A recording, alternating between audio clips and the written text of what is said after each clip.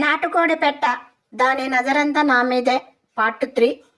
అయితే ఈ కథలోని పాత్ర పేరు మంజుల. మంజుల నాకు దగ్గరగా కూర్చున్నప్పుడు నాలో కలిగిన హావభావాలు అంతా ఇంత కాదు. నిజంగానే నాకు కొత్తగా అనిపించింది. కానీ ఏం చేయలేని పరిస్థితి. ఏమైనా అంటే తను ఎలా రిసీవ్ చేసుకుంటుందో అని. కానీ తప్పనిసరి పరిస్థితుల్లో తనకు దూరంగా ఉండి పద తిందామా అన్నాను. నాకు మాత్రం అంకితాని మంజులాని ఏదో చేయాలి అనిపిస్తుంది. కానీ చేయలేదు. నేను అలా అనగానే పద వెళ్దాం అంది. వెంటనే ఇద్దరం కలిసి వెళ్ళి భోజనానికి కూర్చున్నాము. మన నీకోసం అనే ఛానల్లో వచ్చే కథలు అన్నీ మీకు నచ్చుతాయి. ఇందులో వచ్చే కథలన్నీ కల్పితాలు మాత్రమే, ఎవరిని ఉద్దేశించినవి కావు. పాత్రలు, సన్నివేశాలు, పేర్లు ఎవరిని ఉద్దేశించినవి కావు. మానవుని భావోద్వేగాలకు అనుగుణంగా ఉంటాయి, కానీ ఎవరిని కించపరిచేవి కావు. కథలన్నీ, పేర్లు అన్ని కల్పితాలు మాత్రమే. ఇది అందరూ గమనించగలరు. ఇక కథలోకి వెళ్తే, ఇద్దరము కలిసి తిన్నాము. తను నాకు పాయసం వడ్డించింది. పాయసం తిన్న తర్వాత మళ్ళీ సోఫా దగ్గరికి వచ్చాము. మీకు ఇలా అనిపిస్తుందా? సోఫా తప్ప ఏమీ లేదా మీకు ఇక అని. అవును, అది తప్ప ఇంకా ఏమీ లేదు. కానీ ఆ తర్వాత నేను సైలెంట్గా కూర్చున్నాను. కానీ మంజుల మాత్రం వచ్చి ఒళ్ళో వాలిపోయింది. నా పైన తల పెట్టి పడుకుంది. అలా కాసేపు కబుర్లు చెప్పుకుంటూ ఉన్నాము. తర్వాత ఒక్కసారిగా తన దొండపండుతో నా దొండపండును అలా అందుకుంది. అందుకున్న తర్వాత నేను కూడా మంజుల నా దొండపండుని అందుకున్న తర్వాత నా తలని గట్టిగా పట్టుకొని దగ్గరికి లాక్కుంది. అందుకొని కాసేపు తనని తనివి తీరా చప్పరించుకుంది. ఆ సమయంలో నేను నార్మల్గా ఉందామనుకున్నా, ఉండలేకపోయాను. తర్వాత నేను కూడా తన మెడని అల్లేసి దగ్గరికి లాక్కొని మరొకసారి మంజుల దొండపండుని అందుకొని జుర్రేశాను. ఆ తర్వాత మంజుల లేచి కూర్చుంది. పక్కన అనుకుంటున్నారా? కాదు, నా పైన కాలు అటు పక్కన ఇటు పక్కన వేసి దగ్గరగా వచ్చి కూర్చుంది. గట్టిగా నన్ను అగ్సేసుకొని మరీ దగ్గరికి ఆనుకొని మంజుల నా పైన ఎక్కి కూర్చొని నన్ను గట్టిగా చేసుకుంది. నన్ను దగ్గరగా లాక్కున్న మంజుల ముఖమంతా తన దొండపండుతో దండయాత్ర చేసింది. తాను చేసిన దండయాత్రకి నేను ఊరుకుంటానా ఏంటి? తిరిగి దండయాత్ర చేయాలి కదా.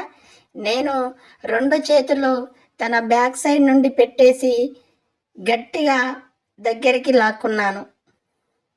తన కొబ్బరి బొండాలు ఒక్కసారిగా నాకు గట్టిగా గుద్దుకున్నాయి.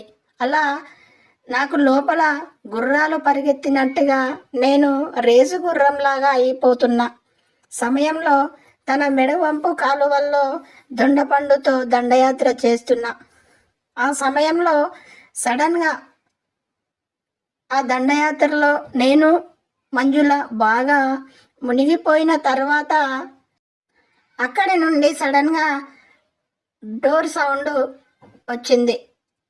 ఒక్కసారిగా మా ఇద్దరికి కంగారు మొదలైంది. గుండెల్లో కూడా రైళ్లు పరిగెడుతున్నాయి. అంత స్పీడ్గా పెరిగిపోయింది. ఈ టైంలో వచ్చింది ఎవరు అని నేను అనుకుంటున్న సమయంలో తను కూడా భయపడుతోంది. ఒకవేళ అమ్మా నాన్న వచ్చుంటారా అని కంగారు పడుతూ తనతో ఇలా అన్నాను. ఏంటి మంజుల, ఎవరు రారు అన్నావు? ఇప్పుడు చూడు ఎవరు వచ్చారు. ఇప్పుడు ఏం చేద్దాం అని భయపడుతూ అడిగాను. అప్పుడు మంజుల, నువ్వు కంగారు పడకు, నేను మళ్ళీ వెళ్ళి చూస్తా. నువ్వు బెడ్రూమ్లోకి వెళ్ళి డోర్ బ్యాక్ సైడ్ ఉండు అని చెప్పి తను నన్ను నెట్టుకుంటూ బెడ్రూమ్ వరకు తీసుకెళ్ళి బెడ్రూమ్ వెనకాల నించోపెట్టింది. నన్ను అలా బెడ్రూమ్లోకి తీసుకువెళ్తున్న సమయంలో కూడా నాకు గుండెల్లో రైలు పరిగెడుతుంది. నన్ను బెడ్రూమ్లోకి పంపించి మంజుల డోర్ దగ్గరికి వెళ్ళింది. నేను బెడ్రూమ్లో నుండి చూసే ప్రయత్నం చేశాను, కానీ ఒకవేళ వాళ్ళు నన్ను చూస్తే బాగుండదని లోపలికి వెళ్ళిపోయా. డోర్ బ్యాక్ సైడ్ అంకిత డోర్ వేసింది. అప్పుడు బయట నుండి ఒక ఆడగొంతు నాకు వినిపిస్తూ ఉంది. ఇంతకీ ఎవరు ఆడగొంతు? మంజుల వల్ల అమ్మ అయి ఉంటుందా? నాకు అర్థం కాలేదు, కానీ మాటలు మాత్రం వినిపిస్తున్నాయి. ఏంటి మంజుల, ఒక్కదానివే ఇంట్లో ఏం చేస్తున్నావు ఇంతసేపు? డోర్ కొట్టినా రావట్లేదు అని ఆ బయట నుంచి వచ్చిన ఆడగొంతు ద్వారా నాకు వినిపిస్తూ ఉన్నాయి. అలా అంటున్నారు వాళ్ళు. అప్పుడు నిజంగానే వాళ్ళ అమ్మాయి ఉంటుందా అనే కంగారు నా లోపల ఎక్కువగా పెరిగిపోయింది. ఆ తర్వాత వెంటనే ఆంటీ అంకితతో పాటు లోపలికి వచ్చింది. అక్కడ సోఫాలో కూర్చుంది. కాసేపు మాట్లాడి వెళ్దాము, ఒక్కదానివే ఉంటావుగా అని వచ్చాను మంజుల అంటుంది ఆవిడ. అది నాకు వినిపిస్తూ ఉన్నాయి. అలా చాలాసేపు కూర్చున్నారు. ఆమె వచ్చి అక్కడే తిష్ట వేసింది. నేను దాదాపు గంట పాటు బెడ్రూమ్లోనే ఉండిపోయాను. లక్కీగా ఆమె లోపలికి రాలేదు. అక్కడే హాల్లో కూర్చొని మాట్లాడుకుంటూ ఉన్నారు.